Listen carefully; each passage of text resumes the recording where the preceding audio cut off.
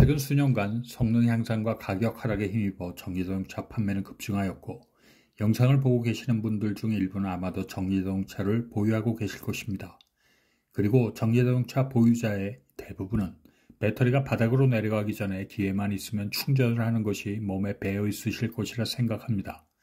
반드시 주유소에서 구비할 수밖에 없는 내연기관 자동차와는 달리 웬만한 아파트나 빌딩에는 전기자동차 충전 설비가 설치되어 있으므로 배고프면 냉장고에서 음식을 꺼내 먹듯이 전기자동차 충전이 가능한 세상이 되었습니다. 그런데 혹시 이런 생각 해보셨습니까? 대체 내가 타는 전기자동차가 한 달에 어느 정도의 에너지를 사용하고 있는지, 그리고 우리 인간이 한 달 동안 신체 활동에 사용하는 에너지는 전기자동차와 비교하면 얼마나 되는지, 아마도 여러분이 피상적으로 생각하는 것과는 많은 차이가 있을 것이라 예상하는데요. 오늘 영상에서는 우리 신체가 일상생활에서 얼마나 많은 에너지를 태우고 있는지를 알아보겠습니다. 그리고 그렇게 사용하는 에너지가 지구온난화에 어느 정도 영향을 미치고 있는지도 내친 김에 알아보도록 하겠습니다. 자, 테크트립을 떠납니다.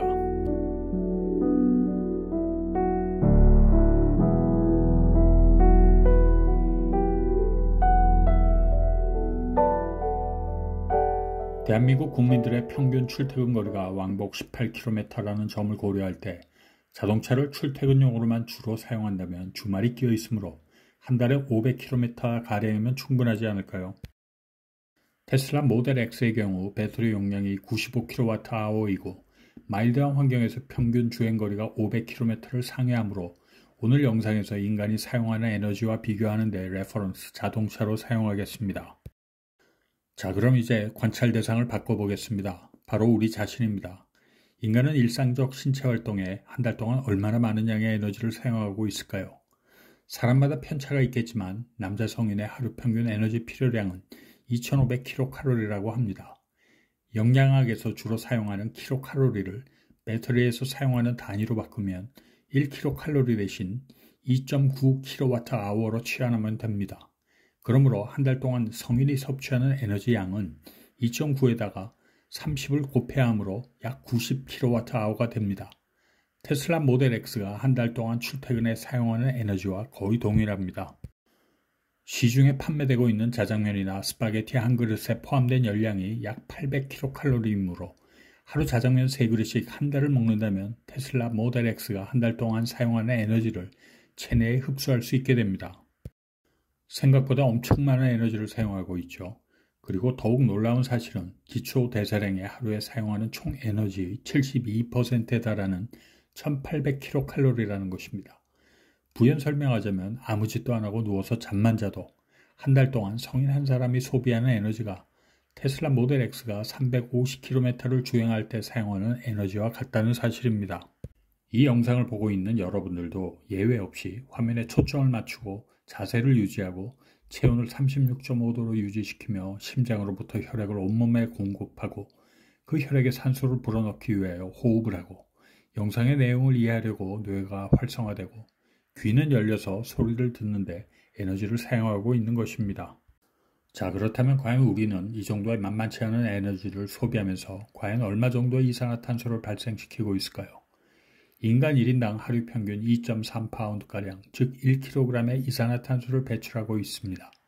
이 양은 코와 입을 통해 배출되는 이산화탄소 양이고 화장실에서 배변 활동을 통하여 배출될 메탄가스나 이산화탄소를 제외한 수치이므로 사실은 1kg보다 더 큰 배출량이 기록될 것입니다. 그러므로 인간은 한 달에 30kg 이상 그리고 1년에 360kg, 즉 0.36톤 이상의 이산화탄소를 생리활동으로 배출하고 있습니다. 모델 X라는 전기자동차가 500km를 달릴 때 95kWh의 에너지를 사용하지만 그에 따른 이산화탄소 배출량은 전기에너지가 원자력으로 만들어졌는지 석탄 발전으로 만들어졌는지 혹은 태양광 에너지로 생산됐는지에 따라서 매우 상이하므로 가솔린을 연료로 움직이는 자동차가 500km를 달릴 때 발생시키는 이산화탄소 양을 계산해 보겠습니다. 그리고 현재 도로를 달리는 대부분의 자동차는 내연기관 자동차이므로 이런 접근이 비교에 더 유효하다고 할 수 있습니다. 일반적으로 연비가 좋은 차는 100km 주행에 평균 9kg 정도의 이산화탄소를 배출한다고 합니다. 그러므로 이런 차량이 한 달 동안 500km를 주행할 때 발생시키는 이산화탄소 양은 450kg가량이 됩니다. 즉 1년에 0.54톤가량입니다. 아까 인간이 코로만 배출하는 이산화탄소량이 0.36톤이었으므로 인간 1인당 이산화탄소 배출량은 웬만한 승용차가 배출하는 이산화탄소량과 비교해서 그리 작은 수치가 아닙니다. 아마 눈치 빠르신 분들은 이미 제가 무엇을 말하려는지 알 수 있을 것입니다. 지구상에서 자동차 운행 때문에 발생하는 이산화탄소량과 인간의 코와 입을 통하여 배출되는 이산화탄소량을 비교해 보겠습니다. 그것에 앞서 미리 알아둬야 할 수치는 연간 대기로 배출되는 이산화탄소량은 약 380억 톤이라는 것입니다. 먼저 도로를 달리는 자동차가 배출하는 이산화탄소량입니다. 현재 세계적으로 운행 중인 자동차는 약 15억 대 정도로 추산되고 있습니다. 그 중에는 우리가 개인적으로 소유한 승용차뿐 아니라 장거리를 달리면서 연비도 낮은 상업용 버스도 있고 트럭도 있습니다. 이들 모두가 배출하는 이산화탄소 총량은 35억 톤 정도에 달한다고 합니다. 그러므로 지구상의 이산화탄소 배출 총량의 7%가량이 도로를 달리는 자동차에서 비롯된 것입니다. 그렇다면 운송수단보다는 작지만 1년에 1인당 0.36톤을 배출하는 인간의 경우는 어떨까요? 0.36톤을 현재 세계 인구 80억 명으로 곱하면 29억 톤이라는 숫자가 나옵니다. 지구상의 모든 자동차가 배출하는 이산화탄소량과 견줄만 합니다. 자동차 배출량 35억 톤보다 6억 톤 적은 29억 톤입니다. 사실입니다. 그리고 아직 놀라기는 이릅니다. 인간이 자동차보다 이산화탄소를 많이 배출한다는 사실이 오늘 영상의 결론이 아니라 빌드업에 불과합니다. 지금부터 제 이야기를 집중해서 잘 들어보시길 바랍니다. 어디에서도 알려주지 못한 사실들입니다. 2023년 기준으로 세계 인구는 80억 명가량입니다. 대한민국을 비롯한 여러 선진국의 인구는 줄고 있음에도 불구하고 유엔에서 예측한 2050년 세계 인구는 98억 명에 달합니다. 중국의 인구 역시 감소세로 돌아섰지만 중국 인구와 거의 동등한 14억 이상의 인구를 가진 아프리카 국가들의 출산율은 4.5명으로 세계 인구 증가를 주도하고 있습니다. 2050년에는 적어도 24억 명 이상으로 증가할 것으로 예상되며 그 외에 인도네시아를 비롯한 서남아시아와 중동 국가들의 인구 증가가 두드러질 것으로 예측되고 있습니다. 앞에서 했던 계산을 반복해보면 2050년에는 인간이 내뿜는 이산화탄소량은 35억 톤을 초과하게 됩니다. 현재 자동차가 배출하는 이산화탄소량과 동등해지게 됩니다. 그런데요, 자동차에서 배출하는 이산화탄소량과 동등한 양의 이산화탄소를 인간이 배출한다는 비교보다 훨씬 심각한 문제가 있습니다. 지구상의 이산화탄소 농도는 석탄을 지나 석유를 본격적인 연료로 사용하는 1900년 즈음부터 본격적으로 증가하기 시작했는데요. 당시 인구는 현재 5분의 1도 안 되는 15억 명에 불과했으며 모든 산업활동과 인간활동을 통틀어 연간 이산화탄소 배출량은 30억 톤에 불과했습니다. 당시 이산화탄소 배출 총량은 현재 10분의 1도 안 되는 양이었으며 2050년 인간이 호흡을 통해 배출할 것으로 예상되는 이산화탄소 양에 비해서도 적었습니다. 그럼에도 불구하고 대기 중의 이산화탄소 농도는 증가 추세에 있었으며 2050년까지의 인구 증가 추세를 비추어 볼 때 지금보다도 훨씬 공격적인 정책이 나오지 않는다면 인류는 심각한 문제에 봉착하게 될 것입니다. 오늘 영상에서 언급했던 사실들을 바탕으로 세계적으로 지구온난화를 최대한 저지하기 위한 목표를 살펴보겠습니다.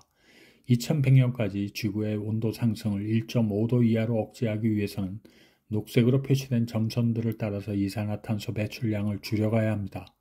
지금으로부터 50년 후인 2075년경에는 현재 500억 톤에 달하는 이산화탄소 발생량을 0으로 만들어야만 가능한 수치입니다.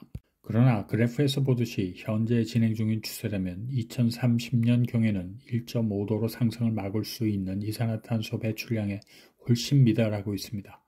약 20억 톤의 이산화탄소가 이상적 시나리오보다 초과 배출됩니다.